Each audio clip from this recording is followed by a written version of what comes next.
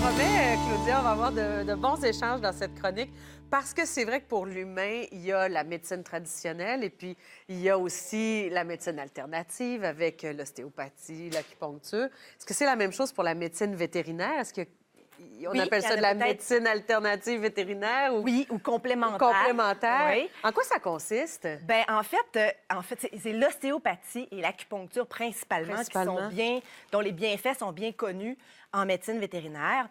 C'est des thérapies qu'on appelle complémentaires à la médecine traditionnelle.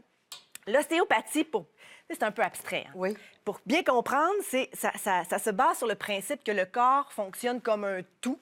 Et elle utilise en fait des techniques manuelles, des manipulations pour rétablir les mouvements entre les structures du corps. En plus simple, admettons qu'un animal a mal quelque part. Inconsciemment, il va modifier sa posture pour compenser cette douleur-là. Mais ça, c'est stressant sur le corps. Donc, l'ostéopathie va venir corriger en fait, prévenir ou corriger les tensions qui sont secondaires au problème initial. Donc, si l'animal avait de l'arthrose qui lui causait de la douleur au départ, ça ne va pas corriger l'arthrose, mais ça va corriger les conséquences sur tout le corps. Qu'est-ce que ça donne en pratique, en image? Bien, en fait, avant d'aller là, j'aimerais ça te parler aussi de l'acupuncture parce que les deux sont souvent utilisés simultanément, en fait, en combinaison. L'acupuncture, ça part, en fait, de la médecine traditionnelle chinoise et ça supporte l'existence d'une énergie vitale qu'on appelle le qi, qui circule dans des méridiens. Et ça, c'est comme, en fait, des circuits électriques.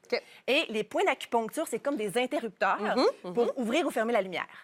Fait que ça, c'est un peu plus abstrait, mais bon, on va aller voir comment ça se déroule, une séance d'acupuncture et d'ostéopathie. J'ai assisté à la thérapie de McLean, qui est un Wheaten Terrier âgé de 10 ans, qui était présenté à Julie Beaubien, qui est vétérinaire, pour justement des traitements. En fait, c'est un chien qui fait un sport canin qu'on appelle l'agilité. Et sa propriétaire, Mme Guillotte, aussitôt qu'elle voit que son animal est un petit peu croche, qu'il y a des tensions, qu'il y a des hésitations dans son sport, elle consulte le Dr Beaubien. Et ça se déroule, en fait, la première étape, c'est qu'elle regarde sa démarche, elle fait un examen physique conventionnel. Et là, sur McLean, ce qu'elle a remarqué, c'est au niveau de ses membres, il y avait une inégalité au niveau de sa masse musculaire. Donc, il y avait un problème de posture certain, il compensait quelque part. Elle a pu remonter jusqu'à son dos, comme source du problème. Et là, le problème au niveau de son dos était juste au niveau où est-ce que le diaphragme, le muscle de la respiration entre le thorax et l'abdomen, prend appui. Donc, il y avait une tension au niveau de son diaphragme aussi, qui appuyait sur son estomac. Donc, conséquemment, il y avait des problèmes digestifs aussi. Tout est lié, hein? Tu vois comment tout est lié, finalement.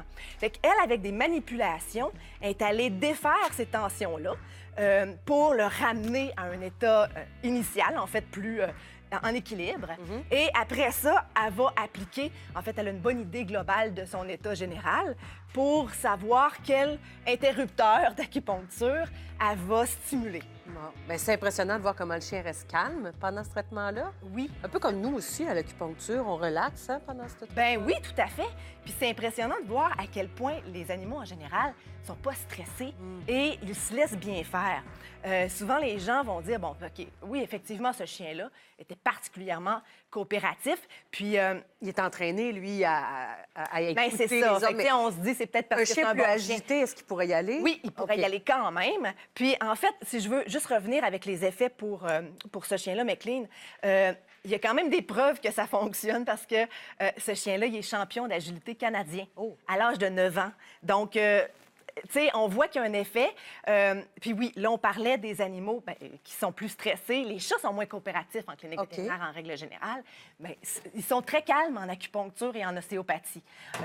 Toutes les espèces, en théorie, pourraient bénéficier de ces traitements-là. D'ailleurs, le prochain patient de Dr Beaubien, c'est un cheval. Oh!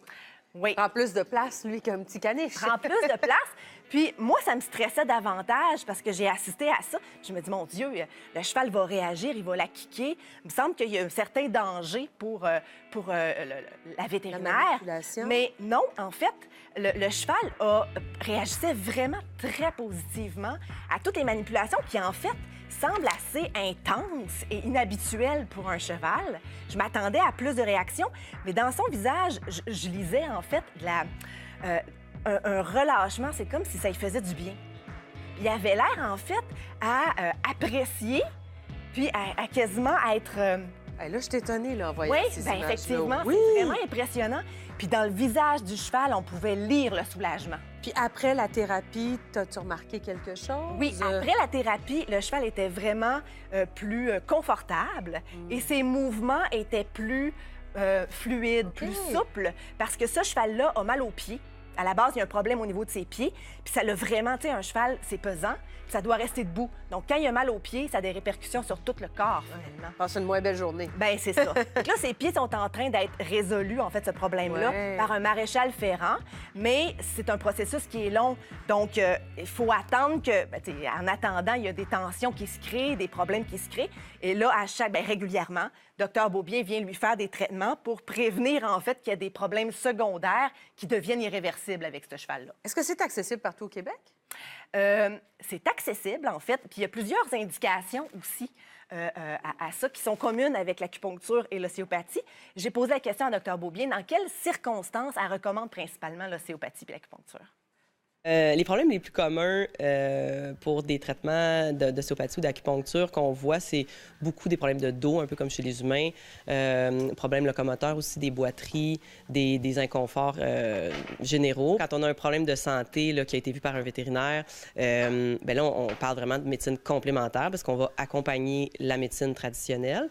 Et là, on peut voir plein de choses. Locomoteur d'abord, mais comportement, allergies, problèmes internes là, de digestion. Presque tout, finalement, ce qui a été vu en médecine traditionnelle pourrait être accompagné de thérapie complémentaire aussi, là, finalement. Il faut être vétérinaire pour faire ça? Oui, il faut être vétérinaire parce qu'il y a quand même des risques associés à certaines manipulations. Et j'ai demandé à Dr Beaubien, en fait, pourquoi que pour les animaux, les ostéopathes, les acupuncteurs ont besoin d'être vétérinaires, puis en médecine humaine, en fait, ils n'ont pas besoin d'être médecins pour soigner des humains. Donc, je lui pose la question. La grosse différence, c'est la formation, finalement, parce que chez les humains, la formation d'ostéopathie, ça dure 6 ans. L'acupuncture aussi, c'est très long. Ils ont une formation très complète en médecine de base avant d'être acupuncteur aussi, tandis qu'en médecine vétérinaire, on n'a pas ce genre de formation-là disponible. Par exemple, sur le cas que j'ai fait tout à l'heure, si j'avais pas été vétérinaire, j'aurais pu blesser son cou dans la manipulation que j'ai faite sur le cou. Si j'avais pas été certaine que son cou était en bonne santé, j'aurais pu blesser, par exemple, s'il y avait eu un wobbler ou une malformation quelconque dans le cou. Très sérieux, là, tout ça, ouais. Puis on peut trouver un acupuncteur un peu partout au Québec en visitant le site de l'Ordre des médecins vétérinaires du Québec. Ils sont affichés, là, ceux qui pratiquent ce genre de thérapie-là. Merci, Claudia. Ça fait plaisir.